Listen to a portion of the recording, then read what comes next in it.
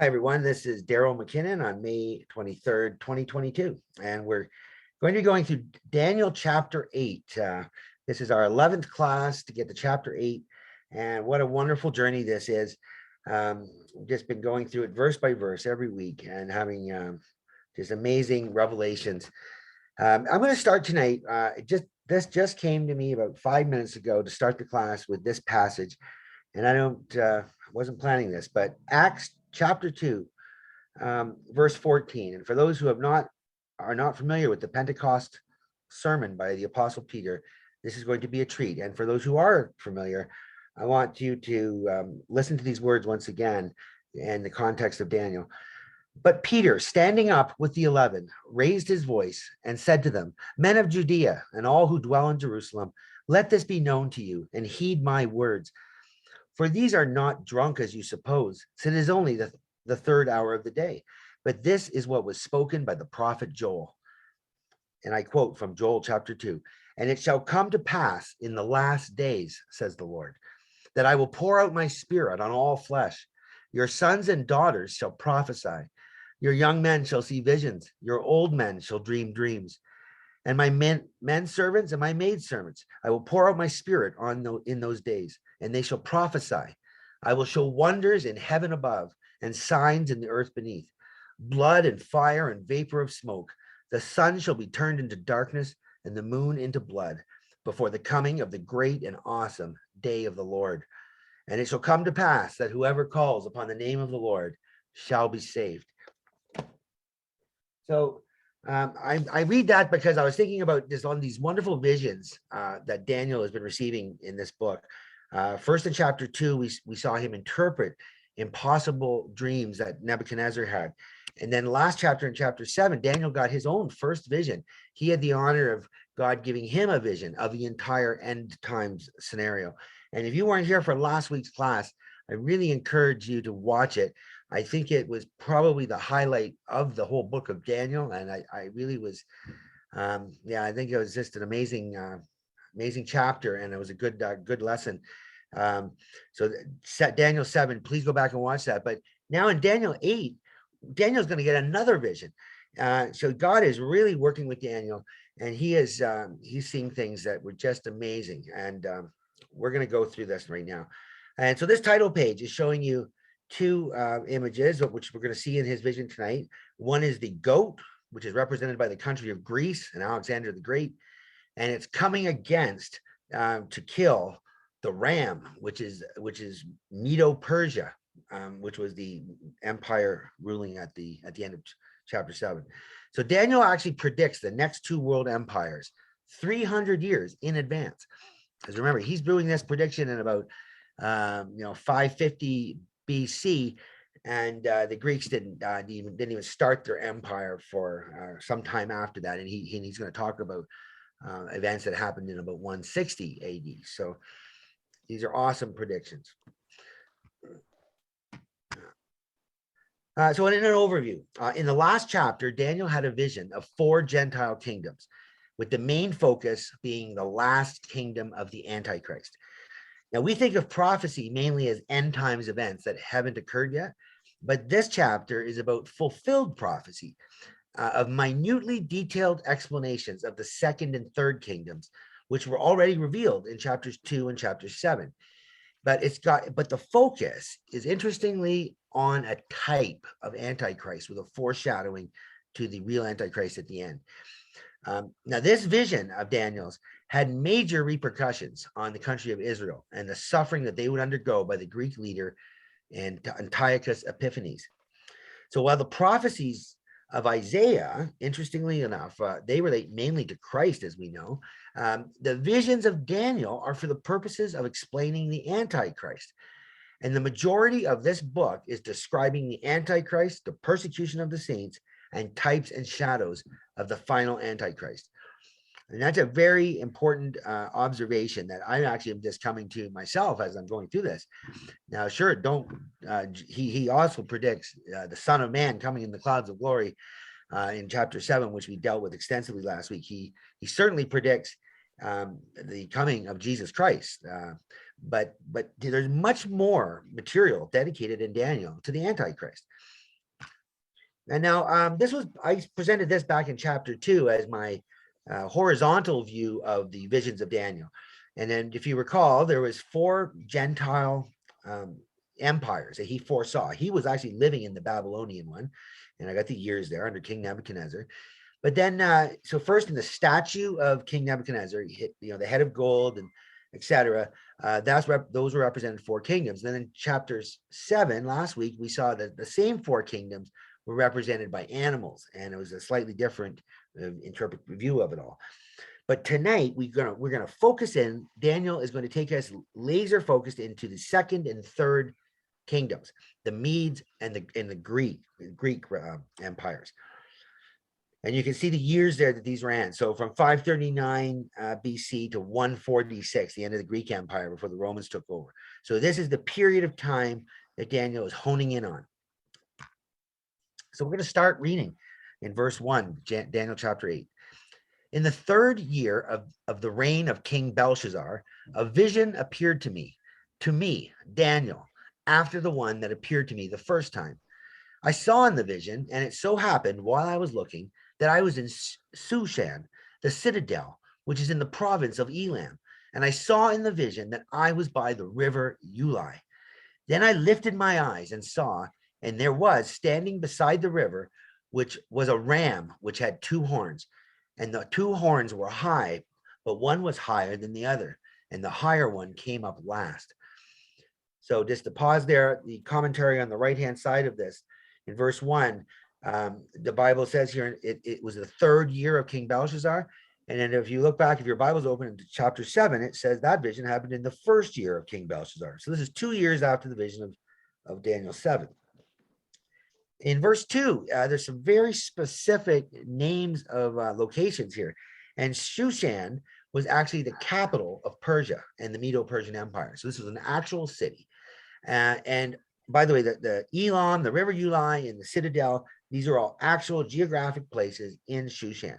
I won't get into explaining the details of that, but you can trust me. These are real places. So what basically my second point there is Daniel is actually transported to this place over 200 miles away from him in Babylon in this vision, and he's seeing it like if you can, it's kind of like John in Revelation, where he is seeing wild visions and images and details, fine details. You've got to appreciate the magnitude of what's going on here. And then the third point is this Daniel is about kings and kingdoms. I said that in the very first class. That's the kind of the overriding kind of theme in all these chapters of Daniel: kings and kingdoms, and God is sovereign in control of it all. But now we're moving to the Medo and Persia kingdom, but with the ram. And okay, verse 4. I saw the ram pushing westward, northward, and southward, so that no animal could withstand him, nor was there any that could deliver him from his hand. But he did according to his will and became great. And I was considering, suddenly a male goat came from the west across the surface of the whole earth without touching the ground, and the goat had a notable horn between his eyes. Then he came to the ram that had 2 horns, which I had seen standing beside the river, and ran at him with furious power. So in back to verse 4, my commentary: no nation could stand against the ram or Medo-Persia. And that is until the goat comes along, and the goat is Greece. And now not only are these countries where they actually represented in those historical times by these particular animals, but we're going to see later in this chapter, God actually specifically clarifies he's talking about Medo-Persia and Greece. So I'm not making any assumptions here. But you remember last class, we said that countries today are still represented by animals. And those animals are used in the book of Revelation and Daniel.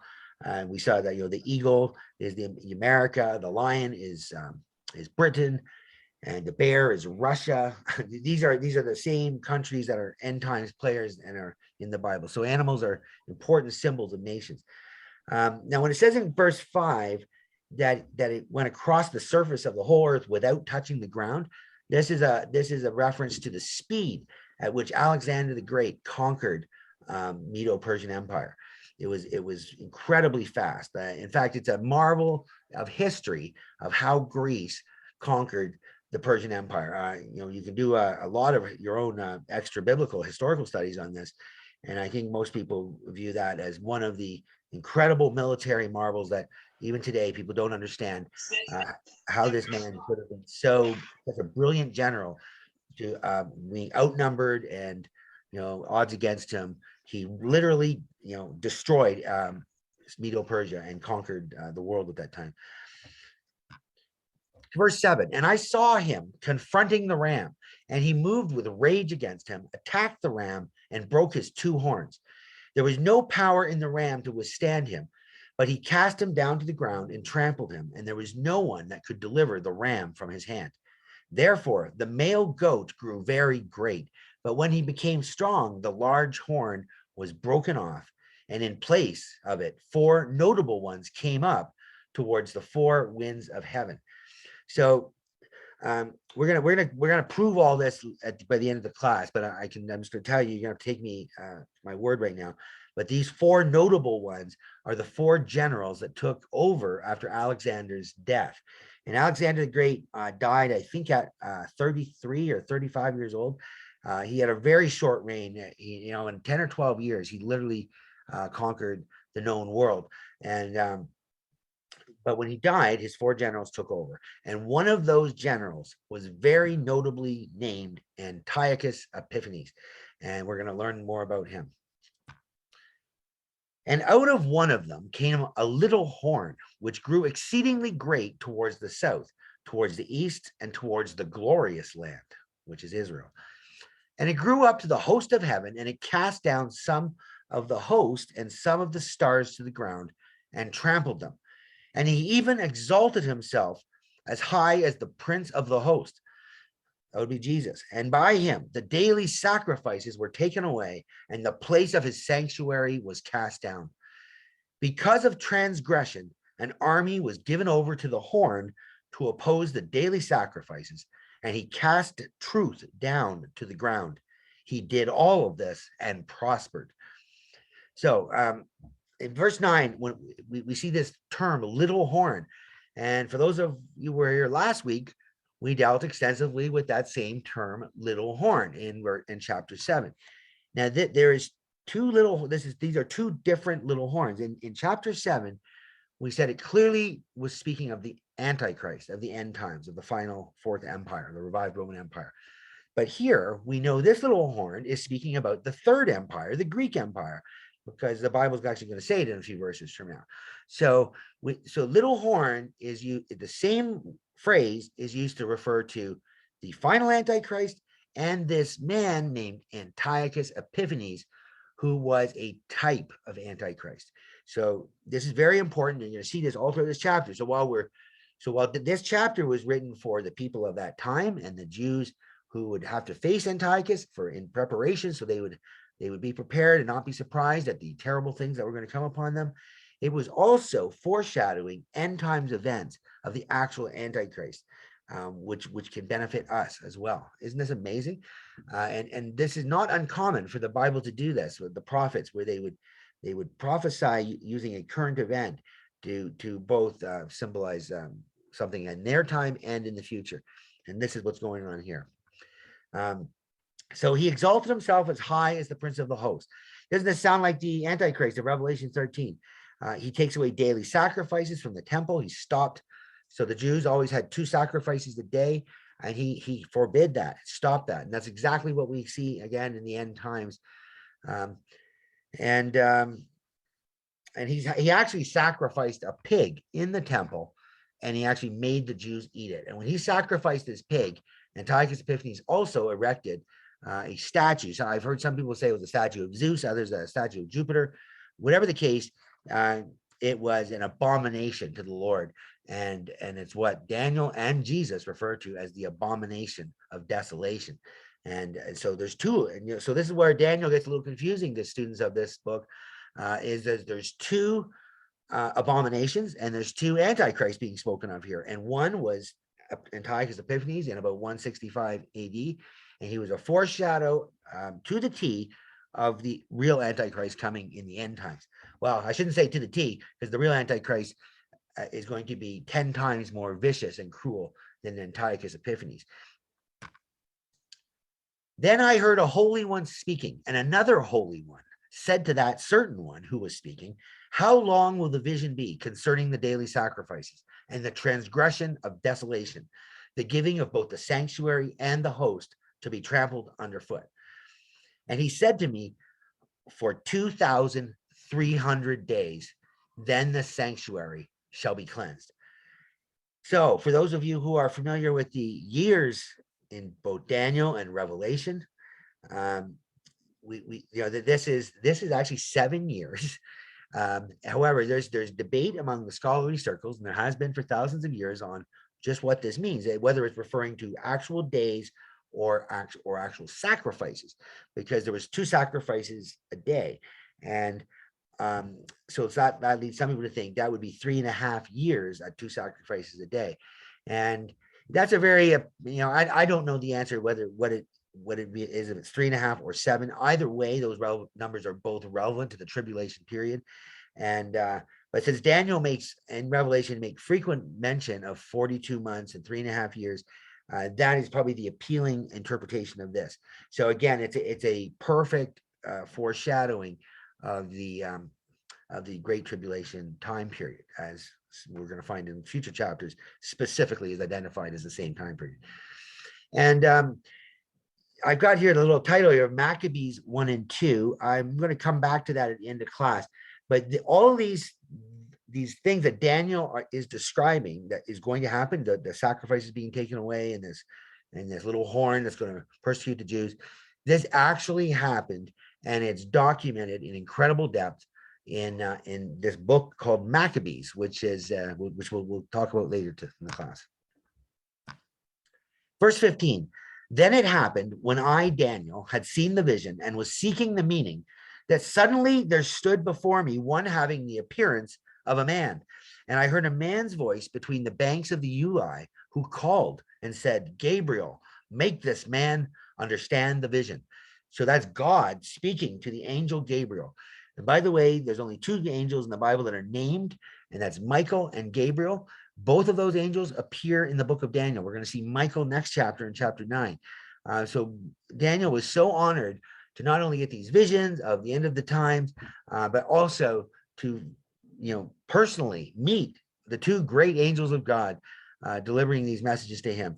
So Daniel was really just an unbelievably blessed man of God. So, okay, I'll continue on.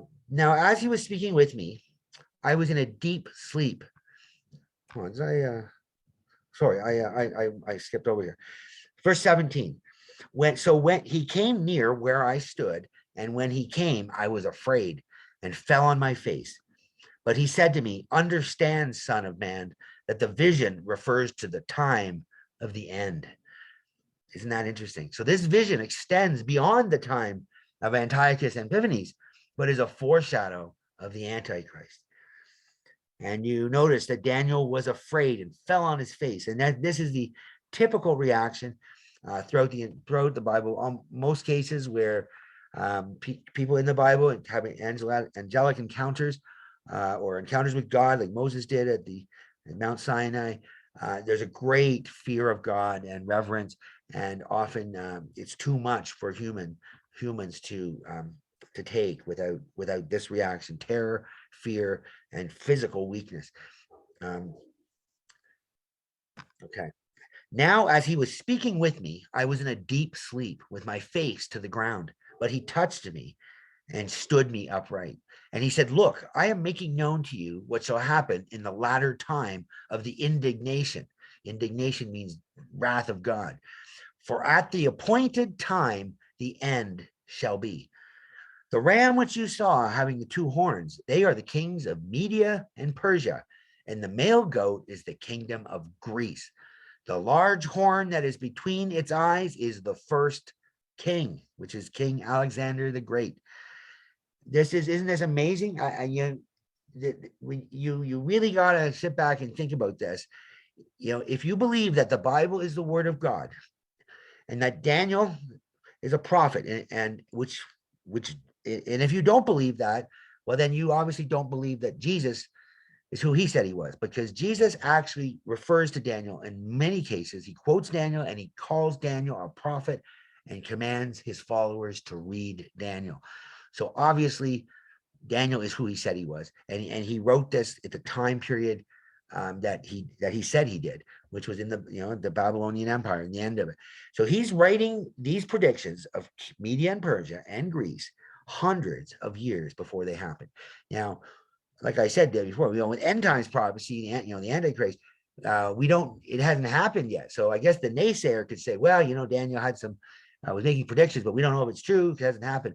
But these predictions he also made, and they have come true. And we will see before this class is over, this is historical fact. And it is virtually impossible for anyone to have predicted this, which, like I said in the first slide, is one of the main reasons why critics think Daniel cannot be authentic, because it's too accurate. That's actually, can you imagine the irony that that's the critics' excuse? Daniel's just too good of a prophet. We can't believe him. But that's actually what they say, liberal scholars. Now, this backing up on verse 18, when it says here, I was in a deep sleep. And so Daniel is like phased out. He's this is reminiscent of Paul in 2 Corinthians 12:3, when he had a similar experience, and he writes, and I knew such a man, whether in the body or out of the body, I cannot tell. God knoweth only. So even Paul is saying, like, when he's given these visions and going to different levels of heaven, he doesn't even know if it's him in the body or out. Kind of like Daniel here. It's kind of reminiscent. And again, this reference to the end, the appointed time, the end. So the vision extends from local fulfillment to the end times of the Antichrist. At least that's what I believe in that. Like I said, there is some debate on scholars on this book. Is one of the most hotly debated books in terms of interpretations. There are at least 3 different camps of interpretations on some of the things, not necessarily this, but anyway, I think I am taking the most credible and prominent interpretation in what I'm giving throughout this. Verse 22, as for the broken horn and the 4 that stood up in its place. So remember, Alexander the Great was the horn, and he was the great horn. It got broken. The 4 notable ones took up in its place. And then it says, 4 kingdoms shall arise out of that nation, but not with its power. And in the latter time of their kingdom, when the transgressors have reached their fullness, a king shall arise, having fierce features, who understands sinister schemes. So this king, so actually, I'll back up. So the 4 kingdoms, this again is historical fact. I am not going to explain this. Students of history can go and look this up themselves. But after Alexander died, his 4 generals split up his whole empire into 4 regions, and they each ruled a region. And one of these was Antiochus Epiphanes, and that's the king that shall arise that's being noted here. So that's in the short term. But there's also, so like I said, this prophecy has got 2 prongs to it. One short term for the people of that day, and then one long term to the actual Antichrist. And we're going to see, like, this description of Antiochus is almost identical to the description of the Antichrist, which is given in other places of Daniel, like Daniel 7 we dealt with last week, and certainly in Revelation. Now, when it says he understands sinister schemes, in some versions of the Bible, it actually says understands like methods of darkness or something. So basically what this means from a Hebrew translation is this man is demon possessed. He's not just evil, like not just a bad man. He's demon possessed. He's now more of his description. So his power, this is Antiochus Epiphanes, his power shall be mighty, but not by his own power. He shall destroy fearfully, and he shall prosper and thrive. He shall destroy the mighty and also the holy people. Through his cunning, he shall curse deceit to prosper his rule. So, he shall cause deceit to prosper under his rule. And he shall exalt himself in his heart. He shall destroy many in their prosperity. He shall even rise against the prince of princes, but he shall be broken without human means. So obviously he's going to rise. The prince of princes there is referring to Jesus, and broken without human means. That's the stone from Daniel 2 that cut without hands. The return of Christ when Jesus comes back to to judge the Antichrist. He will destroy him. So I put on the right sidebar here that the Antichrist, also, the 4 things that he will do, these are directly referenceable to Revelation and Thessalonians. And you can look those up in your spare time if you want. But basically, what Daniel is saying Antiochus Epiphanes will do in the Greek Empire to the Jews are pretty much identically the main things the Antichrist in the end times is also going to do. So Daniel, I've titled as Daniel faints and then carries on as usual. So coming to the end, this is the end of the chapter. And the vision of the evenings and the mornings, which was told, is true. Therefore, seal up the vision, for it refers to many days in the future. And I, Daniel, fainted and was sick for days. Afterward, I arose and went about the king's business. I was astonished by the vision, but no one understood it. Isn't that amazing? So, we're going to see Daniel faint again, I think in a couple of chapters from now after another angelic encounter. And I think in that case, he faints for almost a month. He can't move. So when, Daniel, well, it might seem like, oh, what a glory to meet angels and, how exciting that must be. This came at a high cost, both physical and spiritual for Daniel. Daniel was a very strong man and chosen, but this was no fun joyride. You can see this was not for the weak of heart. This vision and this encounter that God gave to Daniel, only a man with great faith and anointing could handle this kind of encounter. It's that of that magnitude, and it's really something to think about. Meditate on this verse when you come in contact with deity, whether it be Jesus or an angel or God. This is a serious type of reaction. This is anyway. I'll leave it at that. Actually, I'm going to now just show a little video, a 3-minute video to summarize this, because I know there's a lot going on here, and I hope I didn't lose you guys, but I'm going to try and tie it together.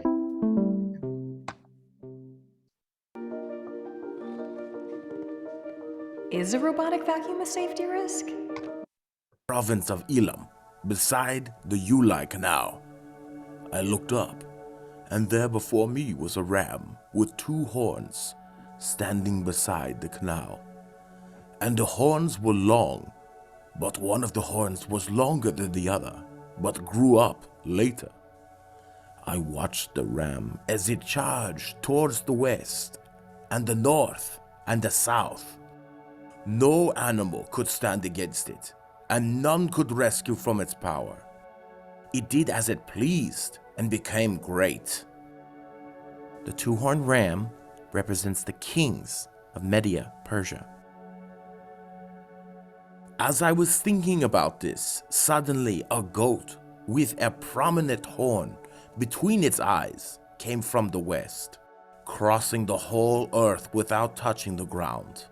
It came toward the 2-horned ram I had seen standing beside the canal and charged at it in great rage. I saw it attack the ram furiously, striking the ram and shattering its 2 horns. The ram was powerless to stand against it. The goat knocked it to the ground and trampled on it, and none could rescue the ram from its power. The shaggy goat is the king of Yavan, and the large horn between its eyes is the first king.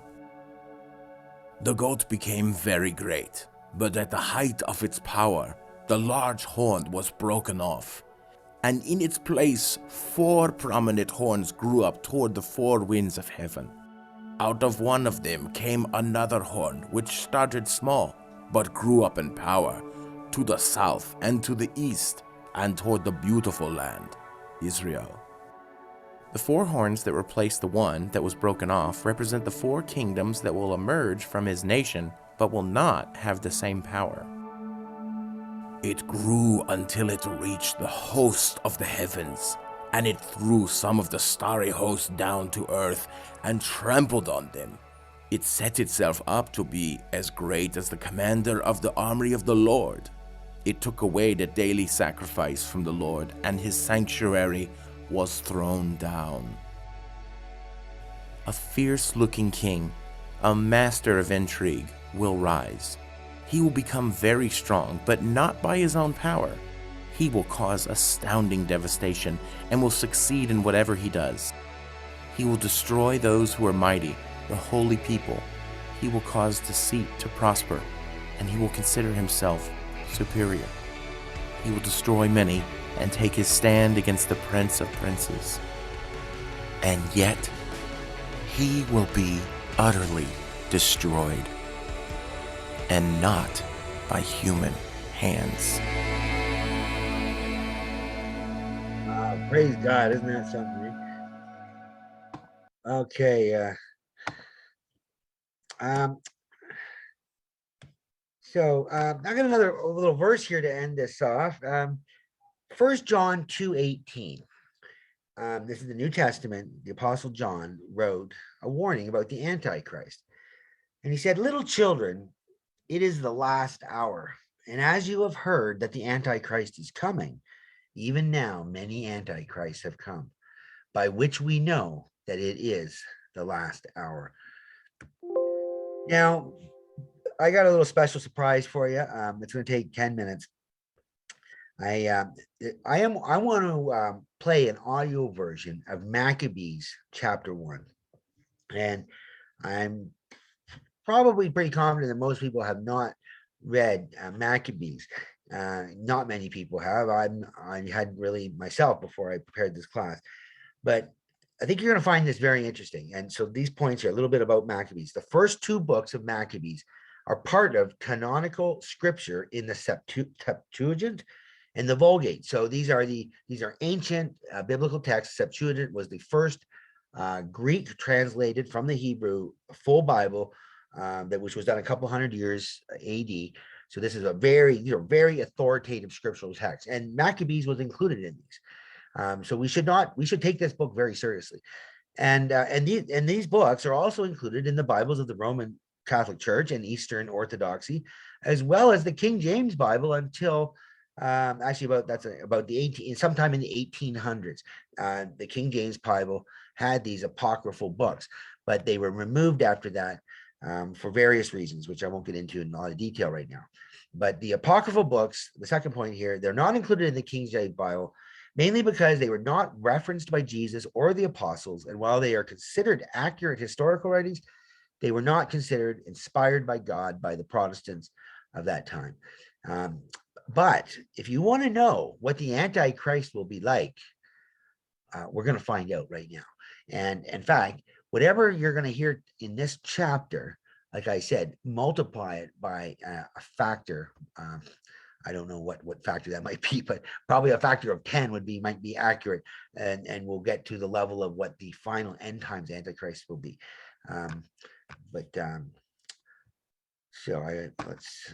So this is just 10 minutes, and you can follow along the words. But I think it's worth us all taking 10 minutes to read what this book has to say.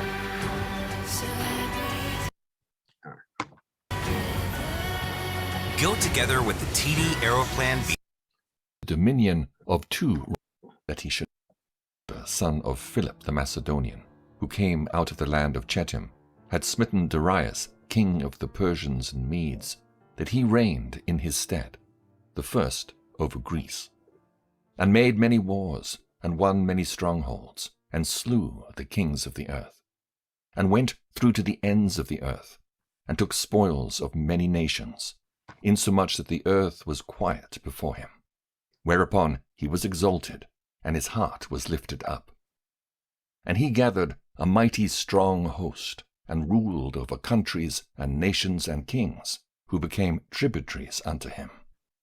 And after these things he fell sick, and perceived that he should die. Wherefore he called his servants, such as were honourable, and had been brought up with him from his youth, and parted his kingdom among them, while he was yet alive. So Alexander reigned 12 years, and then died. And his servants bare rule every one in his place. And after his death they all put crowns upon themselves. So did their sons after them many years. And evils were multiplied in the earth. And there came out of them a wicked root, Antiochus, surnamed Epiphanes, son of Antiochus the king, who had been an hostage at Rome. And he reigned in the 137th year of the kingdom of the Greeks. In those days went there out of Israel wicked men, who persuaded many, saying, Let us go and make a covenant with the heathen that are round about us, for since we departed from them, we have had much sorrow. So this device pleased them well. Then certain of the people were so forward herein that they went to the king, who gave them license to do after the ordinances of the heathen. Whereupon they built a place of exercise at Jerusalem, according to the customs of the heathen, and made themselves uncircumcised, and forsook the holy covenant, and joined themselves to the heathen, and were sold to do mischief. Now when the kingdom was established before Antiochus, he thought to reign over Egypt, that he might have the dominion of 2 realms. Wherefore he entered into Egypt with a great multitude, with chariots and elephants and horsemen, and a great navy, and made war against Ptolemy, king of Egypt. But Ptolemy was afraid of him and fled, and many were wounded to death.